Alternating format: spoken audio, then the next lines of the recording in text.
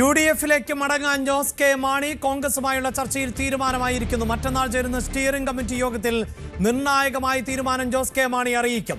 അതേസമയം കേരള കോൺഗ്രസ് എം പിളർപ്പിലേക്ക് എന്ന സൂചന ശക്തമാവുകയാണ്. റോഷി അഗസ്റ്റിന്റെ എതിർപ്പ് അവഗണിച്ചുകൊണ്ട് മുന്നണി മാറ്റവുമായി മുന്നോട്ടു പോകാനാണ് ജോസ് കെ മാണി വിഭാഗം ഇപ്പോൾ ഉറപ്പിച്ചു നിൽക്കുന്നത്.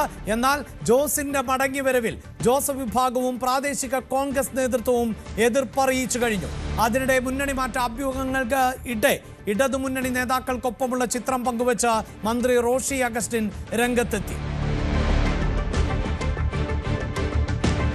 ഇന്നലത്തെ ഉപവാസം വരുത്തി ഞങ്ങൾ 5 പേര് ഇരുന്നത് നിങ്ങളെല്ലാവരും കണ്ടതല്ലേ? പിന്നെ എന്താ ഈ വാർത്തകൾ? അല്ല, ജോസ് കെ മാണിയുടെ പേരിലല്ലേ ഇപ്പൊ ജാഥ നടത്തുന്നത്? ആര് പറഞ്ഞില്ലെന്ന്? അല്ല, അത് ചെയർമാൻ വ്യക്തമാക്കിയിട്ടുണ്ട്. ഇല്ലെന്ന് ആര് പറയണം? ഞങ്ങളുടെ ഒരു പാർട്ടി, ഞങ്ങൾക്ക് ക്രെഡിബിലിറ്റി ഉണ്ട്, ഒരു ധാർമ്മികതയുണ്ട്. ആ ക്രെഡിബിലിറ്റിയും ധാർമ്മികതയും ഒരു കാര്യത്തും പണയം വെച്ചിരിക്കുന്ന ഒരു പാർട്ടിയല്ല. അതെല്ലാം വ്യക്തമാക്കിയിട്ടുണ്ട്. ചെയർമാൻ തന്നെ വ്യക്തമാക്കി. ഇന്നലെ പോലും പങ്കെടുക്കാത്തതിന്റെ കാരണം ചെയർമാന്റെ സ്റ്റേറ്റ്മെന്റ് വന്നിട്ടുണ്ട്. അതുകൊണ്ട് ഇനി ഇത്തരം കാര്യങ്ങൾക്ക് ഒരു പ്രസക്തിയില്ലാത്ത കാര്യമല്ലേ?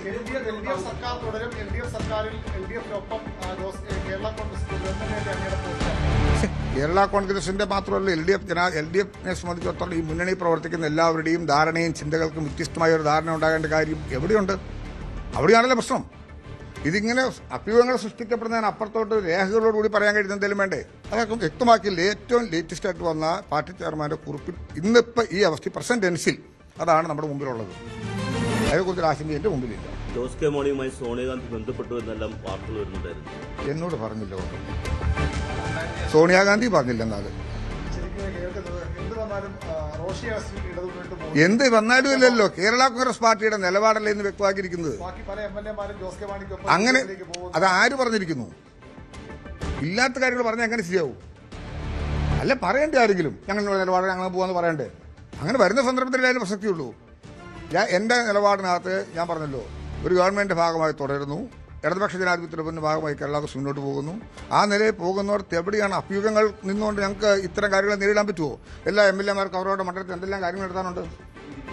എന്നെ അങ്ങനെ ആരും സമീപിക്കത്തില്ലെന്ന് ജോസ് കെ മാണി ഒരു നിലപാടുള്ളവനെ അങ്ങനെ വെറുതെ കയറി സമീപിക്കാൻ പറ്റുമോ? ഇതെന്താ പറയുന്നത്? ഞങ്ങളെല്ലാം സൗഹൃദമുള്ളവരാ, ആരോടും വിദ്വേഷമില്ല, അടുത്ത സൗഹൃദമുള്ളവരാ. അത് വ്യക്തിപരമായ സൗഹൃദവും സ്നേഹവും എന്നും തുടരും. വിരലിൽ എണ്ണാവുന്ന ദിവസങ്ങൾക്കിപ്പുറം വിസ്മയമുണ്ടാകുമെന്നും മുന്നണിയിലേക്ക് ആരൊക്കെ വരുമെന്ന് അപ്പോൾ കാണാമെന്നും പ്രതിപക്ഷ നേതാവ് വി.ഡി. സതീശനും പ്രതികരിച്ചു. തിരഞ്ഞെടുപ്പിന് മുൻപായി കേരളത്തിൽ വിസ്മയങ്ങൾ ഉണ്ടാവും.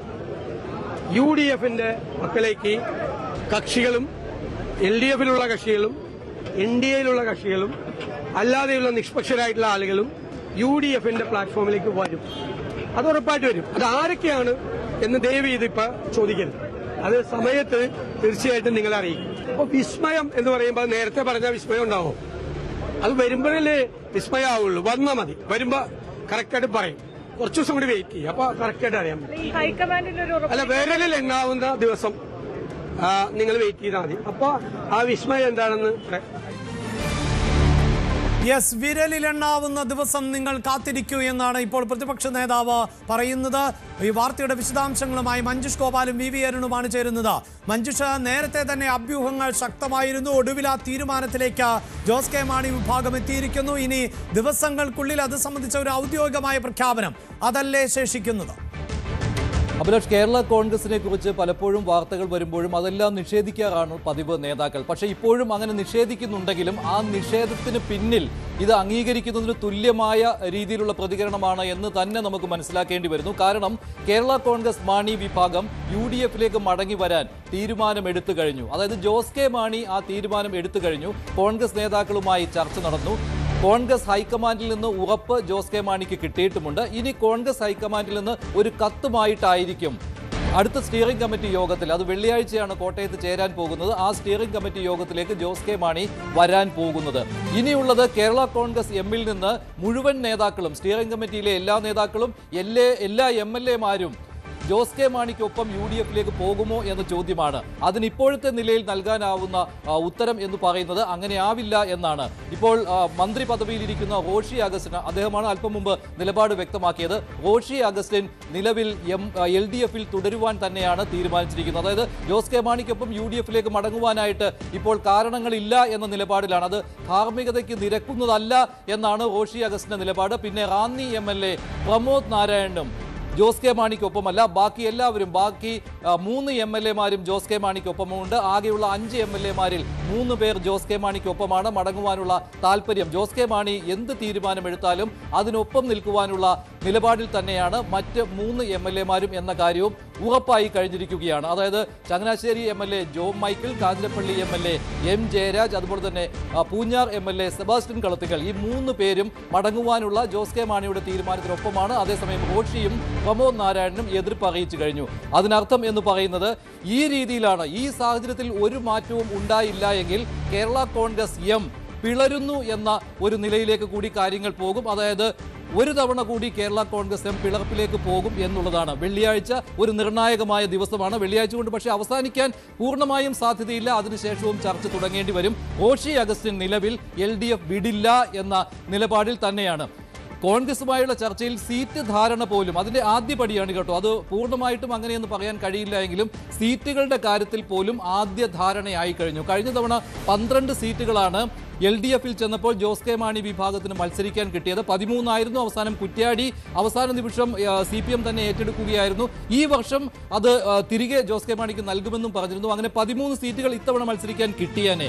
പക്ഷേ ഇപ്പോൾ UDF-ലേക്ക് പോകുമ്പോൾ അതിൽ നഷ്ടമുണ്ടാകും. അതിന് കാരണം അവിടെ കേരള കോൺഗ്രസ് ജോസഫ് വിഭാഗമുണ്ട്. ഈ 12 സീറ്റുകളിൽ ഇത്തവണ ജോസ് കെ മാണിക്ക് മത്സരിക്കാൻ കിട്ടുന്നത് 9 സീറ്റുകളും കേരള കോൺഗ്രസ് ജോസഫ് വിഭാഗത്തിന് 6 സീറ്റുകളുമാണ്. അതായത് നേരത്തെ ഈ 2 കേരള കോൺഗ്രസുകളും ഒരുമിച്ച് നിന്നിരുന്ന സമയത്ത് UDF-ൽ കിട്ടിയിരുന്നത് 15 സീറ്റുകളാണ് മത്സരിക്കാൻ. അപ്പോൾ അങ്ങനെ വരുമ്പോൾ 9-6 എന്ന രീതിയിൽ വീതം വെക്കേണ്ടി വരും. അത് പക്ഷേ അന്തിമ തീരുമാനമല്ല, ഇപ്പോഴത്തെ നിലയിലുള്ള ധാരണയാണ്. മറ്റൊന്ന്, കഴിഞ്ഞ തവണ മത്സരിച്ച ഏതെല്ലാം സീറ്റുകൾ കിട്ടും എന്നുള്ളത്. കഴിഞ്ഞ തവണ UDF-ൽ മത്സരിച്ച് ജയിച്ച കേരള കോൺഗ്രസ് ജോസഫ് വിഭാഗത്തിന് ജയിക്കാനായത് 2 സീറ്റുകളിലായിരുന്നു. കടുത്തുരുത്തിയും തൊടുപുഴയിൽ പാർട്ടി ചെയർമാനും, കടുത്തുരുത്തിയിൽ മോൻസ് ജോസഫും. ഈ 2 സീറ്റുകളും അവർക്ക് തന്നെ കിട്ടും ജോസഫ് വിഭാഗത്തിന്. പിന്നെ കേരള കോൺഗ്രസ് എമ്മിന് അവർ ജയിച്ച 5 സീറ്റുകൾ, LDF-ൽ ജയിച്ച 5 സീറ്റുകളും UDF-ലേക്ക് വരുമ്പോഴും അവർക്ക് കിട്ടും. ഓർക്കേണ്ട കാര്യം, റോഷി അഗസ്റ്റിൻ മത്സരിച്ച് ജയിച്ച ഇടുക്കിയും പ്രമോദ് നാരായണൻ മത്സരിച്ച് ജയിച്ച റാന്നിയും ഇതിലുൾപ്പെടും. അതായത് ജോസ് കെ മാണി UDF-ന് നിലവിൽ നൽകിയിരിക്കുന്ന ഉറപ്പ് റോഷി അഗസ്റ്റിൻ ഉൾപ്പെടെയുള്ളവരായിരിക്കും UDF-ലേക്ക് വരാൻ പോകുന്നത് എന്നാണ്. അതായത് പാർട്ടിയിൽ ഒരു പിളർപ്പുണ്ടാവുകയില്ല. 5 MLA-മാരും തന്നോടൊപ്പം നിൽക്കും. അങ്ങനെ തന്നെയായിരിക്കും UDF-ലേക്ക് വരിക എന്നുള്ള ഒരു ഉറപ്പാണ് കോൺഗ്രസ് നേതാക്കൾക്ക് നൽകിയിരിക്കുന്നത് ജോസ് കെ മാണി. പക്ഷേ അതിപ്പോൾ റോഷി അഗസ്റ്റിൻ ഇതുവരെ അംഗീകരിച്ചിട്ടില്ല. വെള്ളിയാഴ്ച സ്റ്റിയറിംഗ് കമ്മിറ്റി യോഗം അതുകൊണ്ട് തന്നെ നിർണായകമായിരിക്കും. അങ്ങനെ വരുമ്പോൾ കഴിഞ്ഞ തവണ കേരള കോൺഗ്രസ് ജോസഫ് വിഭാഗം UDF-ൽ മത്സരിച്ചത് 10 സീറ്റുകളിലാണ്. അതിൽ ജയിച്ച 2 സീറ്റുകൾ അവർക്ക് കിട്ടും. പിന്നെ 4 സീറ്റുകൾ കൂടി കിട്ടും. അങ്ങനെ വരുമ്പോൾ 4 സീറ്റുകൾ അവർക്ക് വിട്ടുകൊടുക്കേണ്ടി വരും. 10-ൽ 6 സീറ്റുകളിലെ മത്സരിക്കാൻ സാധിക്കുകയുള്ളൂ. ജോസ് കെ മാണിക്കാകട്ടെ, ജോസ് കെ മാണി വിഭാഗത്തിനാകട്ടെ ജയിച്ച 5 സീറ്റുകൾക്ക് പുറമെ 4 സീറ്റുകൾ, കഴിഞ്ഞ തവണ തോറ്റ 4 സീറ്റുകൾ കൂടി കിട്ടും. അതിനിർണായകമായ മറ്റൊരു കാര്യം എന്ന് പറയുന്നത് ഇതിൽ പാലായും ഉൾപ്പെടും എന്നുള്ളതാണ്. ജോസ് കെ മാണിയുടെ ആവശ്യം പാലാ സീറ്റ് വേണമെന്നാണ്. ഇതാണ് വലിയൊരു കീറാമുട്ടിയായി നിൽക്കുന്നത്. കാരണം മാണി സി കാപ്പനാണ് നിലവിൽ പാലായിലെ MLA. UDF-ലാണ് അദ്ദേഹം ഉള്ളത്. അപ്പോൾ അതിസങ്കീർണമായ ഒന്നാണ്. പാല വേണം അല്ലെങ്കിൽ കടുത്തുരുത്തി വേണം എന്നുള്ള നിലപാടാണ്. പക്ഷേ കടുത്തുരുത്തി നൽകുവാൻ സാധിക്കില്ല. അവിടെ ജോസഫ് വിഭാഗത്തിന്റെ അതിശക്തമായ എതിർപ്പുണ്ടാവും. ജോസഫ് വിഭാഗത്തിന്റെ MLA ആയ മോൻസ് ജോസഫ് വീണ്ടും മത്സരിക്കാനിരിക്കുന്ന കടുത്തുരുത്തിയിൽ അത് നടക്കുകയില്ല. പക്ഷേ പാലായിൽ മത്സരിക്കണമെങ്കിൽ ഇങ്ങനെയൊരു പ്രശ്നമുണ്ട്. പക്ഷേ നിലവിലെ സാഹചര്യത്തിൽ പാല ഉൾപ്പെടെ നൽകിക്കൊണ്ടാണ് ജോസ് കെ മാണിയെ UDF-ലേക്ക് കൊണ്ടുവരുവാനുള്ള ഈ ഒരു ആദ്യ തീരുമാനം എന്ന് തന്നെ പറയാം. പക്ഷേ ഇത് അന്തിമമായി തന്നെ അങ്ങനെ തന്നെയാണ് നിൽക്കുക. കോൺഗ്രസ് ഹൈക്കമാൻഡിൽ നിന്നുള്ള കത്ത് കൂടി കിട്ടിക്കഴിഞ്ഞാൽ സ്റ്റിയറിംഗ് കമ്മിറ്റി യോഗത്തിലേക്ക് ആ കത്തുമായിട്ടായിരിക്കും ജോസ് കെ മാണി വരാൻ പോകുന്നത്. പിന്നെയുള്ള ഒരു കാര്യം എന്ന് പറയുന്നത്, ഈ വിസ്മയം ഉണ്ടാകുമെന്ന് VD സതീശൻ പറയുമ്പോഴും ജോസഫ് വിഭാഗം ഇക്കാര്യം അംഗീകരിച്ചിട്ടില്ല. പക്ഷേ നേരത്തെയും ജോസഫ് വിഭാഗം വ്യക്തമാക്കിയിരുന്നു, നിലവിലെ സാഹചര്യത്തിൽ മധ്യകേരളം പിടിക്കുന്നതിന് വേണ്ടി കേരള കോൺഗ്രസ് മാണി വിഭാഗത്തിന്റെ ആവശ്യമില്ല.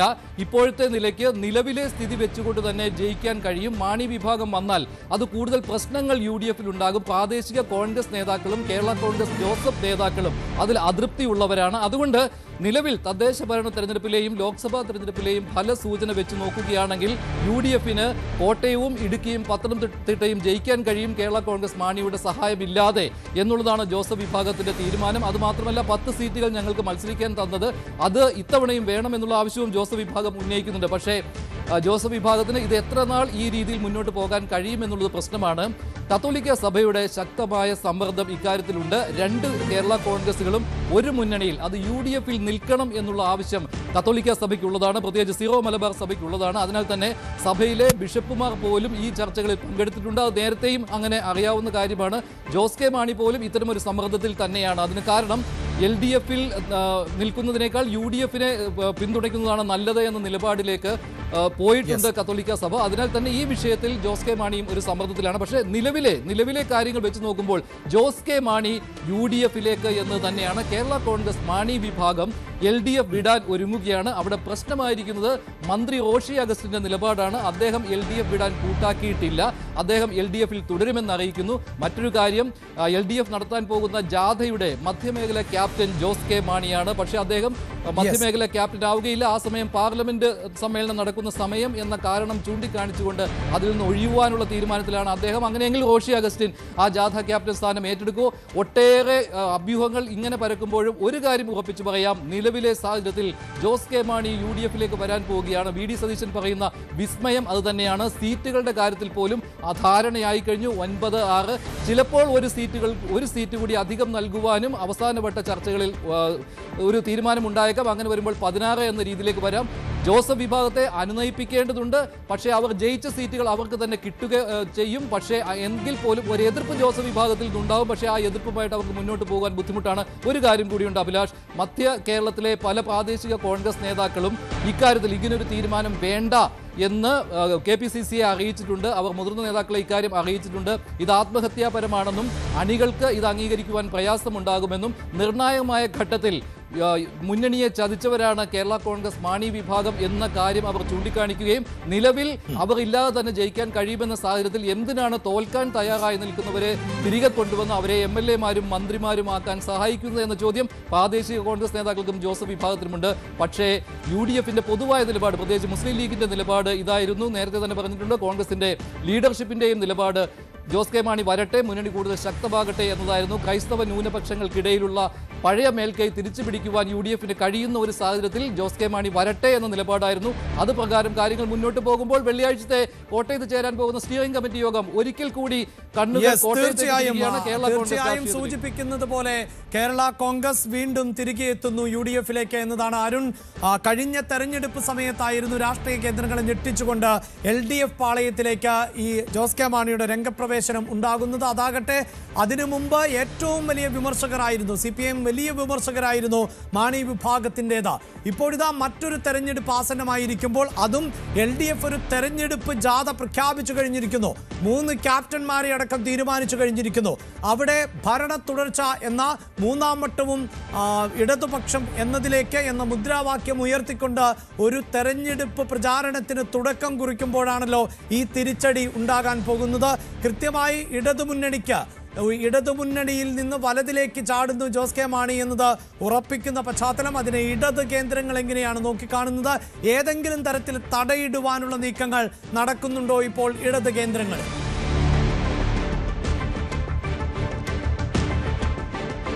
അഭിലാഷ, ആ യാഥാർത്ഥ്യത്തോടെ ഇടതുമുന്നണിയും ഏറെക്കുറെ പൊരുത്തപ്പെട്ട് കഴിഞ്ഞു എന്ന് വേണം മനസ്സിലാക്കാൻ. അത്തരം ചർച്ചകൾ, അഭ്യൂഹങ്ങൾ കഴിഞ്ഞ കുറേ നാളുകളായി ഇടതു കേന്ദ്രങ്ങളിലും സജീവമായിരുന്നു. ജോസ് കെ മാണി തുടർച്ചയായി ഇടതുമുന്നണി യോഗങ്ങളിൽ നിന്ന് വിട്ടുനിൽക്കുന്നു. ഏറ്റവും വലിയൊരു സമരം കേന്ദ്ര സർക്കാരിനെതിരെ നിയമസഭാ തെരഞ്ഞെടുപ്പിന്റെ ക്യാമ്പയിന്റെ ഉദ്ഘാടനം എന്നുപോലും വിശേഷിപ്പിക്കാവുന്ന തരത്തിലുള്ള ഒരു സമരമാണ് ഇന്നലെ മുഖ്യമന്ത്രി നേതൃത്വത്തിൽ മന്ത്രിമാരും MLA-മാരും അതുപോലെ മുന്നണി നേതാക്കളും രക്തസാക്ഷി മണ്ഡപത്തിന് മുന്നിൽ, പാളയം രക്തസാക്ഷി മണ്ഡപത്തിന് മുന്നിൽ നടത്തിയത്. അവിടെ നിന്നും ജോസ് കെ മാണി വിട്ടുനിൽക്കുന്നു. പക്ഷേ അദ്ദേഹത്തിന്റെ പാർട്ടിയിലെ മന്ത്രിമാരും MLA-മാരും ഒക്കെ അതിൽ പങ്കെടുക്കുന്നുമുണ്ട്. അങ്ങനെ വരുമ്പോഴും ജോസ് കെ മാണി വിട്ടുപോകുന്നു എന്ന തരത്തിലുള്ള ഒരു വികാരം തന്നെയാണ് ഇപ്പോഴും ഇടതു കേന്ദ്രങ്ങളിലും ഉള്ളത്. അത് എങ്ങനെ ചെറുക്കുമെന്ന കാര്യത്തിൽ ഇപ്പോഴും മുന്നണിക്ക് കൃത്യമായ ഒരു മറുപടിയില്ല. കേരള കോൺഗ്രസ് എം വന്നത് മുതൽ വലിയ പ്രാധാന്യം ഇടതുമുന്നണി CPM നൽകിയിരുന്നു എന്നുള്ളത് വസ്തുതയാണ്. പ്രത്യേകിച്ചും ആദ്യഘട്ടത്തിലൊക്കെ CPI കടുത്ത എതിർപ്പാണ് കേരള കോൺഗ്രസ് എം വരുന്നതിനെതിരെ ഉയർത്തിയ തങ്ങളുടെ 2ാം പാർട്ടി എന്ന മുന്നണി രണ്ടാം പാർട്ടി എന്ന തങ്ങളുടെ ശക്തി നഷ്ടപ്പെടുമോ, ആ സ്ഥാനം നഷ്ടപ്പെടുമോ എന്ന ആശങ്ക CPIക്ക് ഉണ്ടായിരുന്നു. പക്ഷേ അന്നൊന്നും CPM ഒരു കാരണവശാലും അത് വിട്ടുകൊടുക്കാൻ തയ്യാറായില്ല. ഏത് സാഹചര്യത്തിലും കേരള കോൺഗ്രസ് എമ്മിനെ മുന്നണിയിലെടുക്കണം, അത് മധ്യ തിരുവിതാംകൂറിൽ മധ്യ കേരളത്തിൽ മുന്നണിയെ ശക്തിപ്പെടുത്തുമെന്ന ഉറച്ച നിലപാടിൽ CPI നിന്നപ്പോൾ CPIക്കും പിന്നീട് വഴങ്ങേണ്ടി വന്നു. ഏതായാലും ഇപ്പോൾ കേരള കോൺഗ്രസ് എം പോകുമെന്ന് ഏറെക്കുറെ ഉറപ്പായിരിക്കുന്നു. പക്ഷേ അത് പൂർണ്ണമായും വന്ന അതേ ശക്തിയോടുകൂടി കേരള കോൺഗ്രസ് എം പോകില്ല എന്ന് ഉറപ്പിക്കാനുള്ള കഠിന ശ്രമത്തിലാണ് CPM ഇടതു മുന്നണി എന്ന് വേണം മനസ്സിലാക്കാൻ. ഞാനിപ്പോൾ ഉള്ളത് AKG സെന്ററിലാണ്. ഇവിടെ മുഖ്യമന്ത്രി പിണറായി വിജയൻ ഏതാനും സമയം മുമ്പ് ഇവിടെ എത്തിച്ചേർന്നിട്ടുണ്ട്. ഇവിടെ CPMന്റെ സംസ്ഥാന സെക്രട്ടറി MV ഗോവിന്ദനും ഇവിടെ തന്നെ ഉണ്ട്. നിർണായകമായ ഇടതു മുന്നണി കഴിഞ്ഞ ദിവസം ചേർന്നപ്പോൾ കേരള കോൺഗ്രസ് എമ്മിന്റെ നേതാവ് ചെയർമാന്റെ സാന്നിധ്യം ശ്രദ്ധേയമായിരുന്നു. എങ്ങനെയാണ് ഇടതുമുന്നണി പ്രതിസന്ധി? സ്വാഭാവികമായും ഒരു പ്രതിസന്ധി തന്നെയാണ്. കാരണം തദ്ദേശ തെരഞ്ഞെടുപ്പിൽ വലിയ തിരിച്ചടി നേരിടുന്നു. അതിനുശേഷം മുഖം മിനുക്കൽ, പിന്തുണ തിരിച്ചുപിടിക്കൽ നടപടികളുമായി മുന്നണി ഒന്നടങ്കം മുന്നോട്ട് പോകുമ്പോൾ അതിൽ ഏറ്റവും പ്രധാനപ്പെട്ട ഒരു കക്ഷി തന്നെ നമുക്കറിയാം 2020 തദ്ദേശ തെരഞ്ഞെടുപ്പിലും അതിനുശേഷം 2021 നിയമസഭാ തെരഞ്ഞെടുപ്പിലുമൊക്കെ ഇടതുമുന്നണിക്ക് വലിയ ശക്തി നൽകിയ ഒരു പാർട്ടിയാണ് കേരള കോൺഗ്രസ് എം. അവരാണിപ്പോൾ മുന്നണി വിട്ടുപോകുന്നത്. മധ്യ തിരുവിതാംകൂറിൽ മധ്യ കേരളത്തിൽ ഇടതുമുന്നണിക്ക് CPMനെ കടന്നു ചെല്ലാൻ കഴിയാത്ത മേഖലകൾ, അവിടെ സ്വാധീനമുറപ്പിക്കാൻ കേരള കോൺഗ്രസ് എം വലിയ പിന്തുണയാണ് നൽകിയത്. കഴിഞ്ഞ തദ്ദേശ തെരഞ്ഞെടുപ്പിൽ അതിനൊരു ചെറിയൊരു തിരിച്ചടി വോട്ട് കണക്കിലൊക്കെ ഉണ്ടെങ്കിൽ പോലും അവിടെയും ഇടതുമുന്നണിക്ക് മേഖലകൾ പിടിച്ചു നിൽക്കാൻ കഴിഞ്ഞത് കേരള കോൺഗ്രസ് എമ്മിന്റെ ശക്തി കൊണ്ട് തന്നെയാണ്. അത്തരമൊരു മുന്നണിയാണ്, അത്തരമൊരു പാർട്ടിയാണ് തെരഞ്ഞെടുപ്പിന്റെ പടിവാതിൽക്കൽ ഇനി ആഴ്ചകൾക്കപ്പുറം. അതും അഭിലാഷ് സൂചിപ്പിച്ച പോലെ ഒരു ഏറ്റവും നിർണായകമായ ഒരു തെരഞ്ഞെടുപ്പ് ക്യാമ്പയിന്റെ ഭാഗമായുള്ള യാത്ര 3 മേഖലകളിൽ തുടങ്ങാൻ നിശ്ചയിക്കുമ്പോൾ അതിന്റെ മധ്യ കേരളത്തിന്റെ ജാഥ ക്യാപ്റ്റനായി കേരള കോൺഗ്രസ് എം സാധാരണഗതിയിൽ രണ്ട് ജാഥകളാണ് പലപ്പോഴും ഇടതുമുന്നണി നടത്താറുള്ളത്. അത് തെക്കൻ മേഖലയും വടക്കൻ മേഖലയും ഏതെങ്കിലും ഒരു മേഖലയിൽ നിന്ന് CPMന്റെ സംസ്ഥാന സെക്രട്ടറിയും അടുത്ത മേഖലയിൽ നിന്ന് CPIയുടെ സംസ്ഥാന സെക്രട്ടറിയുമാണ് ജാഥ നടത്താറുള്ളത്. പക്ഷേ ഈ മൂന്നാമത്തെ പാർട്ടിക്കും മുന്നണിയിലെ 2 പ്രബലമായ പാർട്ടികൾ CPIയുമാണ്. അതിനൊപ്പം പ്രാധാന്യം കേരള കോൺഗ്രസ് എമ്മിന് കൂടി നൽകുന്നുവെന്ന് വ്യക്തമാക്കാനാകണം ഒരുപക്ഷെ CPM 3 മേഖലകളിൽ നിന്ന് ജാഥകൾ ആരംഭിക്കാൻ നിർദ്ദേശം നൽകുകയും അതിൽ മധ്യ കേരളത്തിൽ നിന്നുള്ള മധ്യമേഖലാ യാത്രയ്ക്ക് കേരള കോൺഗ്രസ് ചെയർമാൻ ജോസ് കെ മാണിയെ ചുമതലപ്പെടുത്തുകയും ചെയ്തത്. പക്ഷേ ആ നീക്കം ഫലവത്താകുമെന്ന് കരുതാൻ വയ്യ. ജോസ് കെ മാണി ആ ജാഥയുടെ ക്യാപ്റ്റനാകാനുള്ള സാധ്യത വിരളമാണ്. അതിന് പകരം സംവിധാനങ്ങളും CPM ആലോചിക്കുന്നുണ്ടെന്ന് വേണം മനസ്സിലാക്കാൻ. ഒരുപക്ഷെ വളരെ പ്രധാനപ്പെട്ട കൂടിക്കാഴ്ചകൾ ഈ ഘട്ടത്തിൽ നടക്കുമ്പോൾ അത്തരം കാര്യങ്ങളിലേക്ക് കൂടി ചർച്ചകൾ പോയേക്കാം. അവിടെ ഒരു കാരണവശാലും മുന്നണി വിട്ടുപോകില്ല എന്ന് ഉറപ്പിച്ചു പറയുന്ന, അത് ധാർമ്മികതയല്ല, അത് രാഷ്ട്രീയ മാന്യതയല്ല എന്ന കടുത്ത നിലപാടെടുക്കുന്ന റോഷി അഗസ്റ്റിനെ, ജലവിഭവ മന്ത്രി കൂടിയ ജോഷി അഗസ്റ്റിനെ ജാഥയുടെ ക്യാപ്റ്റനാക്കി നിശ്ചയിച്ചാലും അത്ഭുതപ്പെടാനില്ല. അത്തരത്തില മാറ്റങ്ങൾ ഒരുപക്ഷെ ഉണ്ടായേക്കാം. ഇപ്പോഴും പൂർണ്ണമായും കേരള കോൺഗ്രസ് മുന്നണി വിട്ടു പോകുമെന്ന് ഇടത് കേന്ദ്രങ്ങൾ ഉറപ്പിക്കുന്നില്ല. UDFും ആ രീതിയിൽ പലപ്പോഴും നേതാക്കൾ സംസാരിക്കുമ്പോൾ അവർ ഉറപ്പിച്ചു പറയുന്നില്ല. പക്ഷേ എന്തൊക്കെയോ വലിയ മാറ്റങ്ങൾ വരാനിരിക്കുന്നു. ആ മാറ്റം എന്ന് പറയുന്നത് കേരള കോൺഗ്രസ് എമ്മിന്റെ VD സതീശൻ പ്രതിപക്ഷ നേതാവ് പറഞ്ഞ വിസ്മയം എന്നത് കേരള കോൺഗ്രസ് എമ്മിന്റെ തിരിച്ചുപോക്കാണ്, UDFിലേക്ക് തിരിച്ചുപോക്കുന്നതിനെ ഏറെക്കുറെ ഉറപ്പിക്കാം. ഏതായാലും കേരള കോൺഗ്രസ് എമ്മിനെ ഒപ്പം നിർത്താൻ വലിയ ശ്രമങ്ങൾ ഇടതുമുന്നണി നടത്തിയിരുന്നു, CPM നടത്തിയിരുന്നു.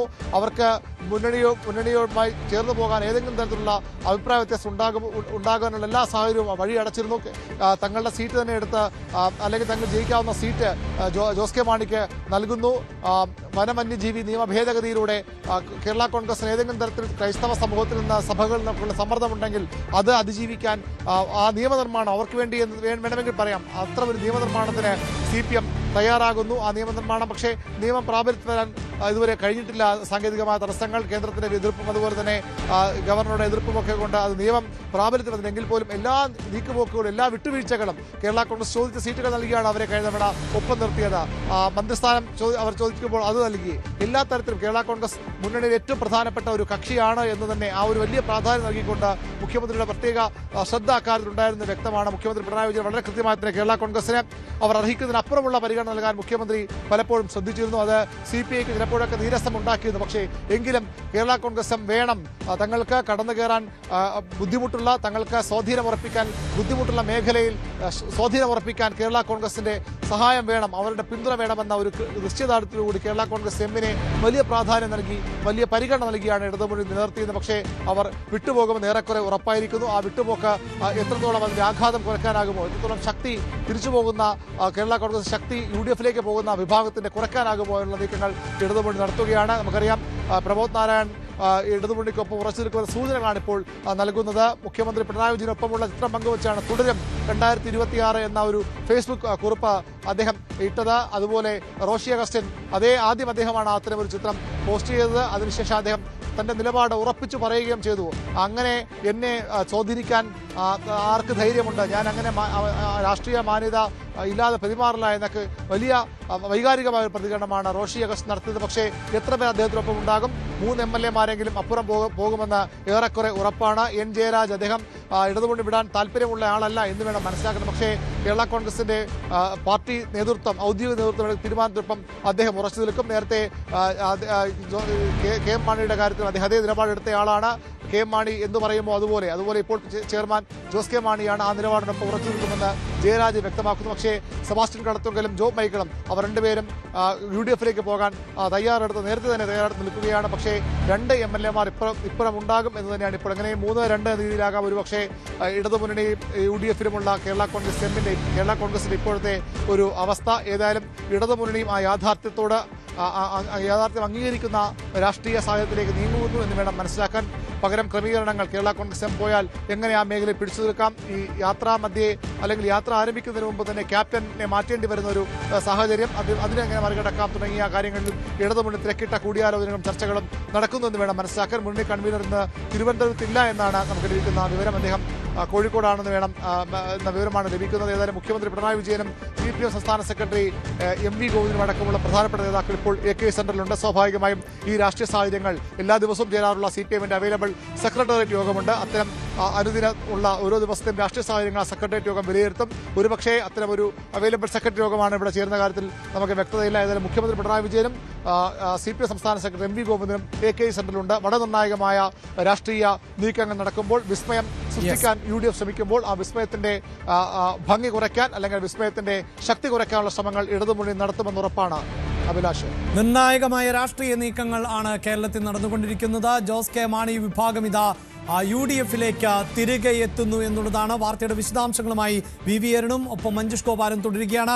മഞ്ജുഷ്, കഴിഞ്ഞ തെരഞ്ഞെടുപ്പ് കാലഘട്ടത്തിൽ ഏറ്റവും ബ്രില്യൻ്റായ ഒരു തീരുമാനമെന്ന് ജോസ് കെ മാണി വിഭാഗത്തിന്റെ തീരുമാനത്തെ പൊതുവെ രാഷ്ട്രീയ നിരീക്ഷകർ നിരീക്ഷിച്ചിരുന്നു. കാരണം അല്ലായെങ്കിൽ തുടർച്ചയായി 10 വർഷം പ്രതിപക്ഷത്തിരിക്കേണ്ട ഒരു സാഹചര്യം ജോസ് കെ മാണി വിഭാഗത്തിന് ഉണ്ടാകുമായിരുന്നു. അവിടെയാണ് ഇടതുമുന്നണിയോടൊപ്പം എത്തുകയും അവിടെ വലിയ മുന്നേറ്റം നടത്താനായില്ല എങ്കിൽ പോലും ജയിച്ചവരിൽ ഒരു MLA-യെ മന്ത്രിസ്ഥാനത്ത് ഇരുത്താനും ജോസ് കെ മാണി വിഭാഗത്തിന് സാധിച്ചു. മറുഭാഗത്ത് UDF-നെ വിലയിരുത്തുമ്പോൾ ഏറ്റവും മോശമായൊരു തീരുമാനം, അതായത് ജോസ് കെ മാണി വിഭാഗത്തെ കൈവിട്ടത് തെറ്റായ ഒരു തീരുമാനമെന്ന് പൊതുവെ വിലയിരുത്തിയിരുന്ന പശ്ചാത്തലം ഉണ്ടാകുന്നു. അതിൽ നിന്ന് കരപിടിക്കുന്ന സാഹചര്യം പൊതുവിൽ ഇപ്പോൾ തന്നെ ഒരു ഭരണവിരുദ്ധ വികാരം, ശബരിമല സ്വർണ്ണക്കൊള്ള പോലെയുള്ള വിഷയങ്ങൾ UDF-ന് അനുകൂലമാകുന്നു എന്ന് പറയുമ്പോഴും സീറ്റുകളുടെ എണ്ണം പ്രധാനപ്പെട്ടതാണ്. തദ്ദേശ തെരഞ്ഞെടുപ്പിലടക്കം UDF-ന് മേൽക്കൈ നേടാൻ സാധിച്ചത് 80 സീറ്റുകളിൽ എന്ന ഒരു പശ്ചാത്തലം കൂടിയുണ്ട്.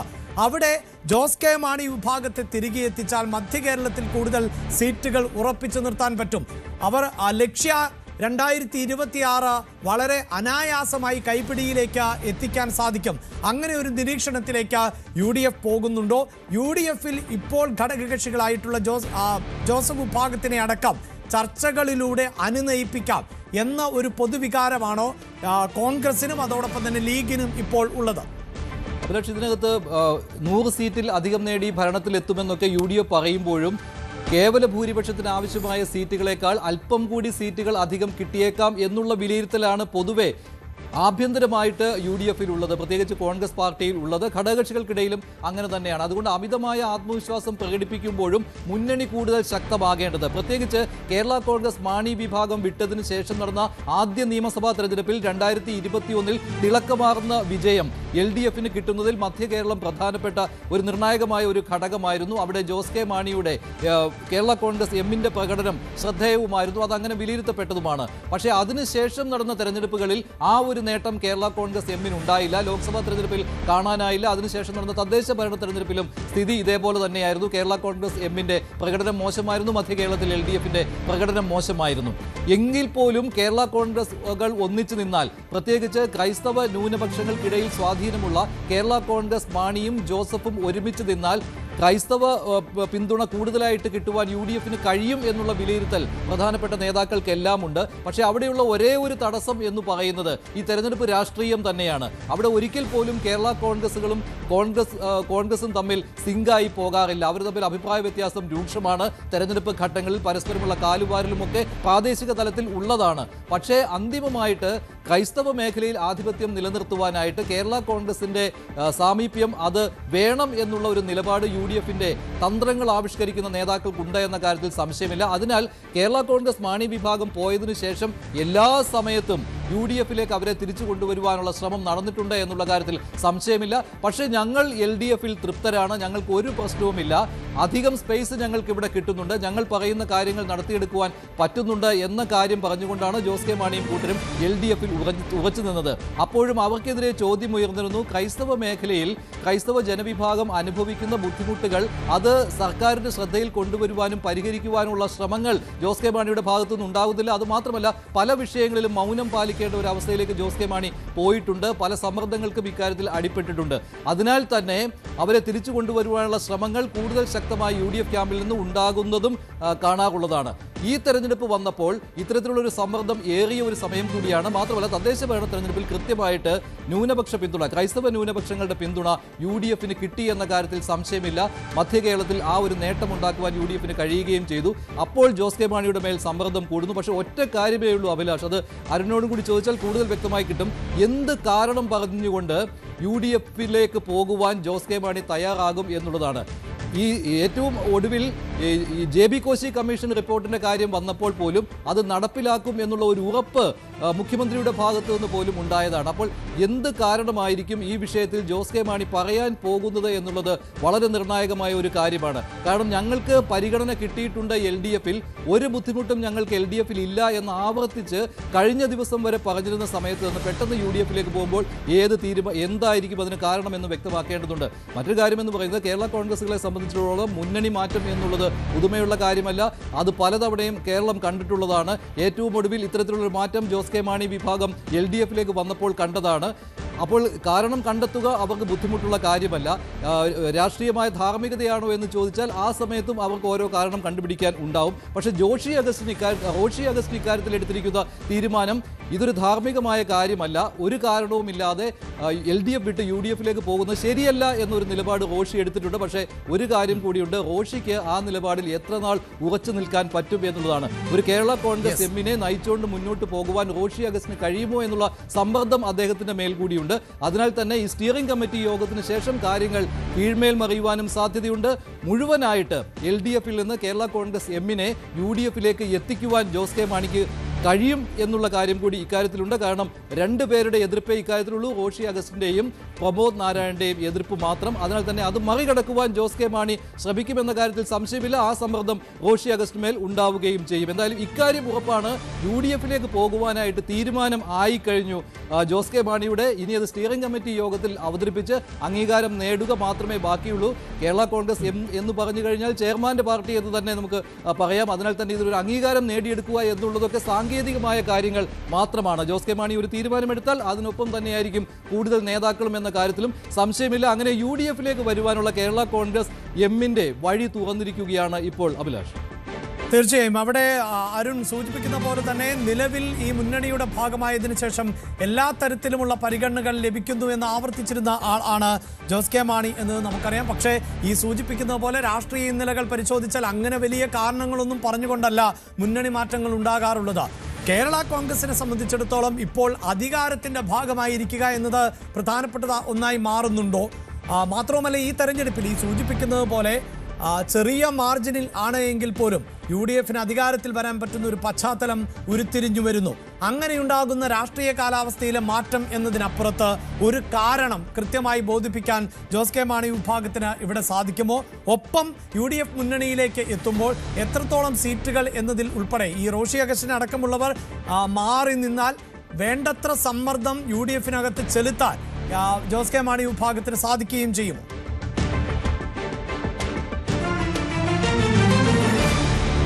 അഭിലാഷ്, രാഷ്ട്രീയ കാരണങ്ങൾ കുറവാകും. ഒരുപക്ഷെ ഞാൻ നേരത്തെ സൂചിപ്പിച്ചതുപോലെ കേരള കോൺഗ്രസ് എമ്മിനെ ഇടതുമുന്നണി വിട്ടുപോകാനുള്ള രാഷ്ട്രീയ കാരണങ്ങൾ. ഒന്ന്, UDF എന്ന് പറയുമ്പോൾ അവർക്ക് KM മാണിയോട് UDF ചെയ്ത കാര്യം, അദ്ദേഹത്തെ രാജിവെപ്പിച്ചു, അദ്ദേഹത്തെ കള്ളനായി ചിത്രീകരിച്ചു, പതിറ്റാണ്ടുകൾ ഉണ്ടാക്കിക്കൊണ്ടുവന്ന വലിയ KM മാണി എന്ന ഒരു ബിംബം, കേരള രാഷ്ട്രീയത്തിൽ ഏറ്റവും തലപ്പൊക്കമുള്ള നേതാക്കളുടെ ഒരാളായ KM മാണി വന്നു. അദ്ദേഹത്തെ അഴിമതിക്കാരനായി ചിത്രീകരിച്ചാണ് കോൺഗ്രസിൽ നിന്ന് അദ്ദേഹത്തിന് പോകേണ്ടി വന്ന, അല്ലെങ്കിൽ പാർട്ടിക്ക് പോകേണ്ടി വന്ന എന്ന ഒരു കാരണം കേരള കോൺഗ്രസിന് പറയാനുണ്ടായിരുന്നു. പക്ഷേ ഇവിടെ അത്തരം ഒരു കാരണവും ഇടതുമുന്നണിക്കെതിരെ CPM-നെതിരെ പറയാൻ കേരള കോൺഗ്രസിനില്ല. അവർക്ക് പരിഗണന നൽകിയില്ലെന്ന് പറയാൻ കഴിയില്ല. രാജ്യസഭയിലേക്ക് അവരെ പരിഗണിച്ചു, ലോക്സഭയിലേക്ക് സീറ്റ് നൽകി, മന്ത്രിയെ നൽകി, റോഡ് കോർപ്പറേഷനൊക്കെ അവർ ചോദിക്കുന്നത് പോലെ അവർക്ക് നൽകി, തദ്ദേശ തെരഞ്ഞെടുപ്പിലാകട്ടെ പ്രധാനപ്പെട്ട സീറ്റുകൾ തന്നെ അവർക്ക് നൽകി. അങ്ങനെ എല്ലാ തരത്തിലും അവർക്ക് പരിഗണന നൽകിയ പാർട്ടിയാണ് CPM മുന്നണിയാണ് ഇടതുമുന്നണി. അവർക്ക് മലയോര മേഖലയിൽ ജനങ്ങൾക്ക് മുമ്പിൽ പിടിച്ചു നിൽക്കാൻ കഴിയാതെ വന്നപ്പോൾ അവർക്ക് വേണ്ടി എന്ന് വേണമെങ്കിൽ പറയാവുന്ന തരത്തിൽ ഒരു നിയമനിർമ്മാണം നടത്തി. ഏറ്റവും ഒടുവിൽ നേരത്തെ മഞ്ജു സൂചിപ്പിച്ച പോലെ അവർക്ക് പറയാവുന്ന ഒരു കാരണം JB കോശി കമ്മീഷൻ റിപ്പോർട്ട് നടപ്പാക്കിയില്ല എന്നുള്ളതാണ്. ആ റിപ്പോർട്ട് പുറത്തു കണ്ടില്ല എന്നുള്ളതാണ്. ദീപിക ക്രൈസ്തവരുടെ മുഖപത്രം എന്നൊക്കെ പറയാവുന്ന തരത്തിൽ ദീപികയുടെ എഡിറ്റോറിയലിലൊക്കെ വലിയ വിമർശനം വരുമ്പോൾ ആ ഒരു കാരണം വേണമെങ്കിൽ ചൂണ്ടിക്കാട്ടാം. അപ്പോൾ അവിടെയും മുഖ്യമന്ത്രി തന്നെ നേരിട്ട് ഇടപെട്ടിട്ട് ഫെബ്രുവരി ആദ്യം ഒരു പ്രധാനപ്പെട്ട യോഗം വിളിക്കുകയാണ്.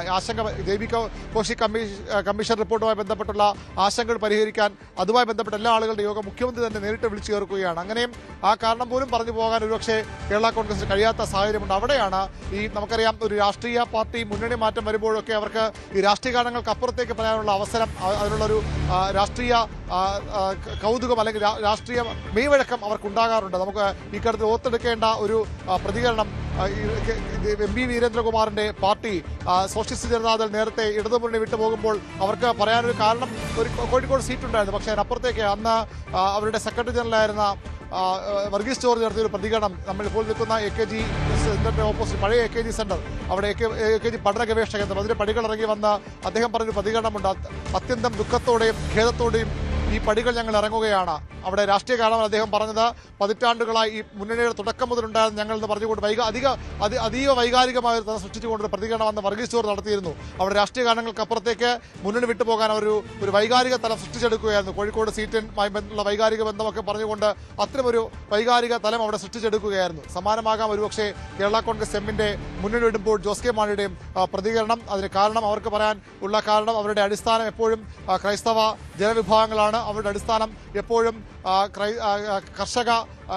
മലയോര മേഖലയിലെ കർഷകരാണ്. അവരുടെ പാർട്ടി കേരള കോൺഗ്രസ് ആകുമ്പോൾ അവരുടെ മുന്നണി എപ്പോഴും അവർ കോൺഗ്രസുമായി ചേർന്ന് പോകുന്ന വലത് സ്വഭാവമുള്ള ഒരു മുന്നണിക്കൊപ്പമാണ് എപ്പോഴും അവർക്ക് അസ്തിത്വമുള്ളതെന്നൊക്കെ പറഞ്ഞുകൊണ്ട് വേണമെങ്കിൽ എപ്പോഴും KM മാണിയും കേരള കോൺഗ്രസും പറയുന്നത് പോലെ ക്രൈസ്തവരുടെയും അതുപോലെ തന്നെ മലയോര കർഷകരുടെയും ഒക്കെ പേര് പറഞ്ഞുകൊണ്ട് അവരുടെ വികാരം മാനിച്ചുകൊണ്ട് ഞങ്ങൾ പോകുന്നു എന്ന് വേണമെങ്കിൽ പറയാം. അതിനപ്പുറത്തേക്ക് കേരള കോൺഗ്രസിന് ആത്മാർത്ഥമായി ഇടതുമുന്നണി വിടാൻ ഒരു രാഷ്ട്രീയ കാരണമില്ല എന്നത് വസ്തുതയാണ്. അവരുടെ നേതാക്കളുമായി സംസാരിക്കുമ്പോൾ അത്തരം ഒരു രാഷ്ട്രീയ മറുപടി പറയാനും അവർക്ക് കഴിയുന്നില്ല. ഏതായാലും അതിനപ്പുറത്ത് ഈ കേരള കോൺഗ്രസ് എന്ത് രാഷ്ട്രീയ കാരണം പറഞ്ഞു പോകുമെന്ന കാര്യത്തിൽ വ്യക്തതയില്ല. ഭരണത്തിലുള്ള പാർട്ടിയാണ്.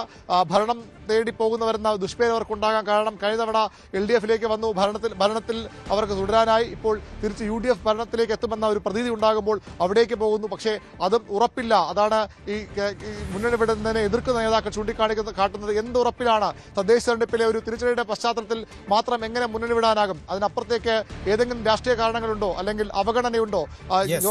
ജോഷി അഗസ്റ്റിന്റെ പ്രതികരണം വളരെ പ്രധാനപ്പെട്ടതാണ്. എന്ത് പറഞ്ഞാണ് പോകേണ്ടതെന്ന ചോദ്യം ഒരുപക്ഷെ അദ്ദേഹം ചോദിച്ചേക്കാം. അവിടെ ഒരു സാഹചര്യവുമില്ല എന്ന് അദ്ദേഹം തുറന്നു പറയുകയാണ്. അങ്ങനെ രാഷ്ട്രീയ കാരണങ്ങൾക്കപ്പുറത്തേക്ക് ഒരു വൈകാരിക തല സൃഷ്ടിച്ചുകൊണ്ട് കേരള കോൺഗ്രസിന്റെ അടിസ്ഥാനം, അസ്തിത്വം ചൂണ്ടിക്കാട്ടിക്കൊണ്ടുള്ള ഒരു മുന്നണി വിടലാകാം ഒരുപക്ഷെ ഇപ്പോൾ കേരള കോൺഗ്രസ് എമ്മിന്റെ ചെയർമാൻ ജോസ് കെ മാണി ഇപ്പോൾ ആസൂത്രണം ചെയ്യുന്നത്. അതിനനുസരിച്ചായിരിക്കാം ഒരുപക്ഷെ ഈ കാര്യങ്ങൾ നടക്കാൻ പോകുന്നത്. തീർച്ചയായും ന്യൂസ് ടെൻസ് ആരംഭിച്ചപ്പോൾ തന്നെ സൂചിപ്പിച്ചതാണ്. അതായത് രാഷ്ട്രീയ കേരളം മറ്റൊരു തെരഞ്ഞെടുപ്പ് പടിവാതിക്കൽ എത്തി നിൽക്കുന്ന സാഹചര്യമാണ്. അവിടെ രാഷ്ട്രീയത്തിൽ സ്ഥിരം ശത്രുക്കളോ സ്ഥിരം മിത്രങ്ങളോ ഒന്നും ഇല്ലാത്ത സാഹചര്യത്തിൽ, പ്രത്യേകിച്ച് കേരള കോൺഗ്രസിന്റെ ചരിത്രമടക്കം പരിശോധിക്കുമ്പോൾ ഇരു മുന്നണികളുടെയും ഭാഗമായി ഇതിനോടകം തന്നെ പലപ്പോഴായി പ്രവർത്തിച്ചിട്ടുള്ള പശ്ചാത്തലം കൂടിയുണ്ട്. കേരള കോൺഗ്രസിന്റെ സ്ഥാപക നേതാവായ KM മാണി പറഞ്ഞതുപോലെ തന്നെ വളരും തോറും പിളരും തോറും വളരുകയും ചെയ്യുന്ന പാർട്ടിയാണ് കേരള കോൺഗ്രസ് എന്നതാണ്. അതുകൊണ്ട് തന്നെയാണ് ഇനി ഇതേ അതേ മാണി ഗ്രൂപ്പിൽ തന്നെ മറ്റൊരു പിളർച്ചയ്ക്ക് സാഹചര്യം ഒരുങ്ങുകയാണോ? ഇടതുമുന്നണി വിട്ട് വലതുമുന്നണിയുടെ ഭാഗമാകാൻ ജോസ് കെ മാണി തീരുമാനിക്കുമ്പോൾ അതിൽ വിയോജിച്ചുകൊണ്ട് റോഷി അഗസ്റ്റിൻ ഉൾപ്പെടെയുള്ളവർ പുതിയ പാർട്ടി രൂപീകരിക്കുമോ എന്നത് അറിയേണ്ടതാണ്. അതിനൊക്കെ അപ്പുറത്ത് ഒടുവിൽ സമ്മർദ്ദങ്ങൾക്ക് വഴങ്ങി UDFന്റെ ഭാഗമാകാൻ റോഷി അഗസ്റ്റിനും തയ്യാറാകുമോ എന്നതും അറിയേണ്ടതാണ്. എന്തായാലും രാഷ്ട്രീയ കേരളത്തിൽ വരും ദിവസങ്ങളിൽ നിർണായകമായ നീക്കങ്ങൾ ഇനിയും പ്രതീക്ഷിക്കാം.